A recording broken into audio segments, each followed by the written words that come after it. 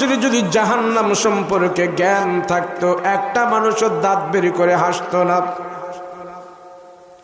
নবীজি বলে, সাহাবীরা রে, কবরের আযাব যদি তোমরা সচক্ষে দেখতা, ঘর সংসার করতা না, জঙ্গলে যায় পড়ে থাকতা। রহমাতুল লিল আলামিন ডাক দিয়া কো, সাহাবীরা, আল্লাহ তো আমাদের উপরে রহম করেছে, কবরের আযাব আমাদেরকে দেখায় না, জাহান্নামের শাস্তি আমাদেরকে আল্লাহ দেখায় না।